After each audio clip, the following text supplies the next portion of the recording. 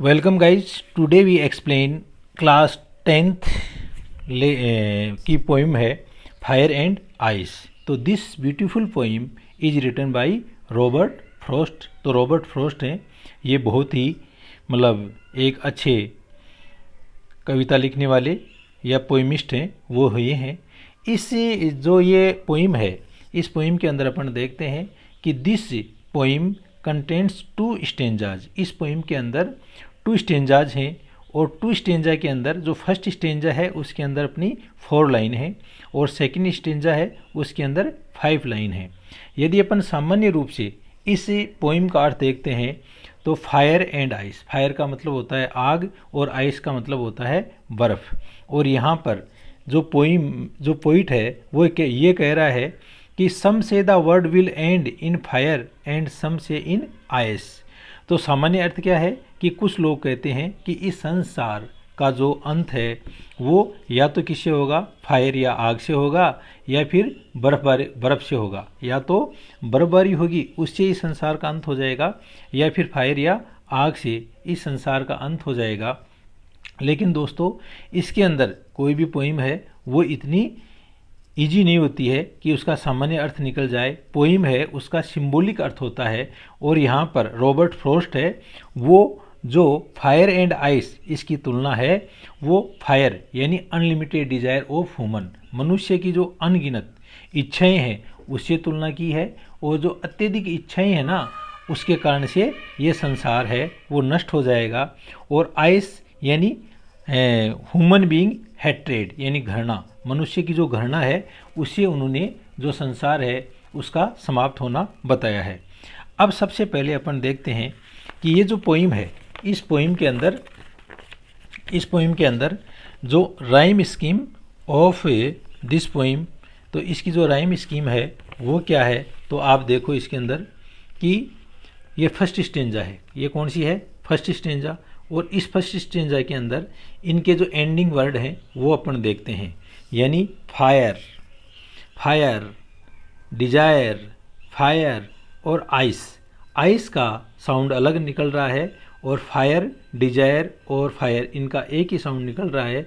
तो आप इसको अपन देंगे, इसको आइस को बी दे देंगे, तो ये आ गया इसका। फिर डिजायर को ए और ये। तो rhyme scheme of the first stanza is A B A.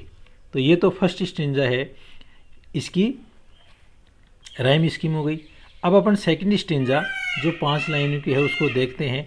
Twice, hat, ice, great, spice. तो ट्वाइस, यदि अपन ट्वाइस को ए ले लें, आइस इसके बाद ये भी आ गया, और ग्रेट अलग मीनिंग है, स्पाइस ये, और हैट इसको बी मान लें तो ग्रेट इसको मान लें।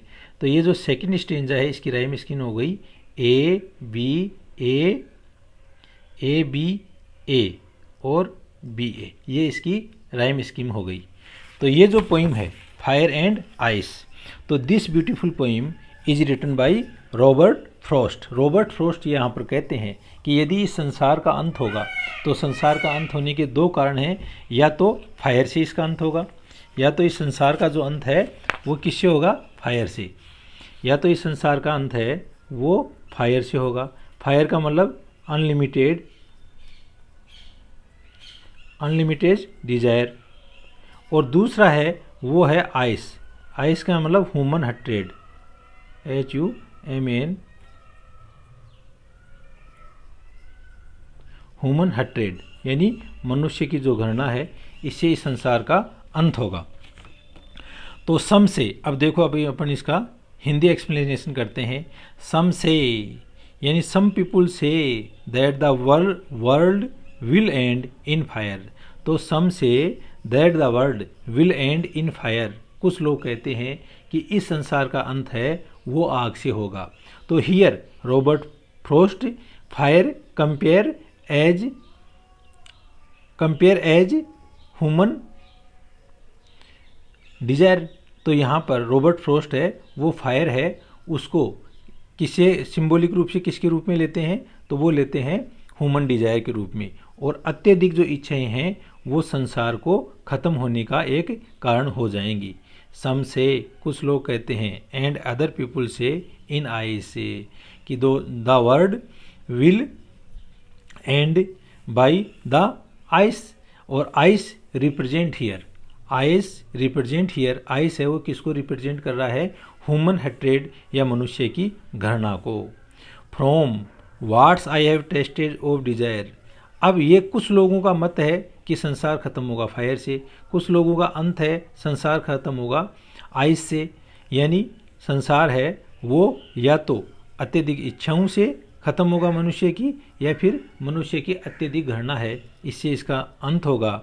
लेकिन यहाँ पर पोइट है उसका क्या मत है, from what's I have tested, what's I have tested, मैंने इसका स्वाद चख लिया है, मैंने इस चीज़ को जान लिया है, फॉर डिजायर, कि जो डिजायर है या फायर है वो काफ़ी है इस संसार को नष्ट होने के अंदर।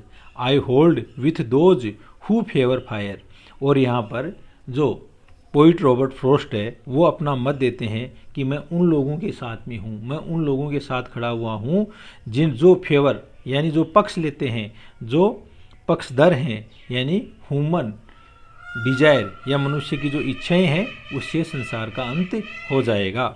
बट लेकिन if it had to perish, perish यानी फिनिश ट्वाइस, लेकिन यदि इस चीज़ को समाप्त होने के लिए 2 बार मौका मिले, यदि ये 2 बार समाप्त हो, I think I know enough of head, तो मैं सोचता हूँ, आई थिंक मैं सोचता हूँ, I know enough of head, यानी हेट या हेट्रेड, यहाँ पर हेट किसके लिए आया है, यहाँ पर हेट है वो आइस के लिए आया है, हेट किसके लिए है, आइस के लिए।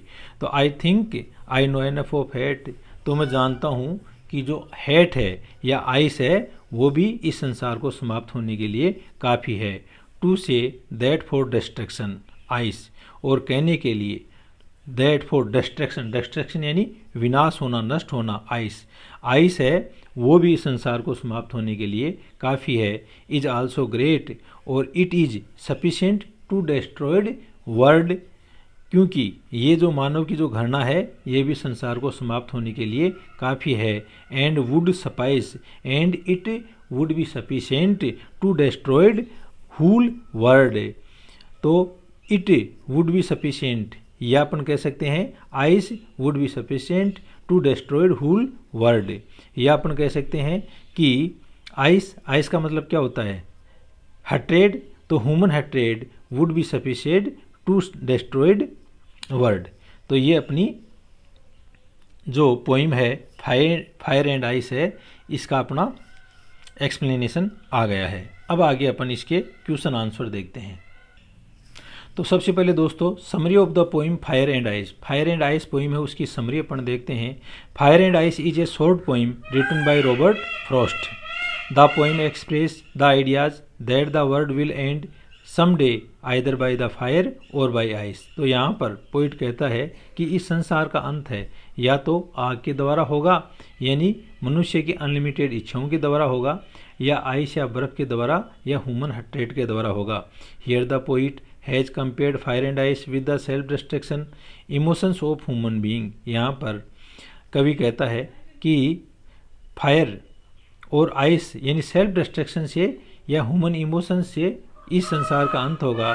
The fire and ice poem beautifully describe how human let their emotions rule over them, they have no control over their desires, they work towards achieving their desires, they have no control over their desire, वो अपनी जो इच्छाएं हैं उनके ऊपर कोई नियंत्रण नहीं रखते हैं। दे work towards achieving there Dzire, और वो लोग हमेशा अपनी इच्छाएं हैं उनको प्राप्त करने के लिए काम करते रहते हैं। But the more they work, लेकिन वो जितना ज़्यादा काम करते हैं, the more they get trapped in them, वो उतना ही ज़्यादा इनके अंदर फंसते जाते हैं। थस इस प्रकार से they never feel satisfied and destroy their life, और इस प्रकार से वो कभी भी संतुष्ट नहीं होते हैं और अपना जीवन नष्ट करते हैं।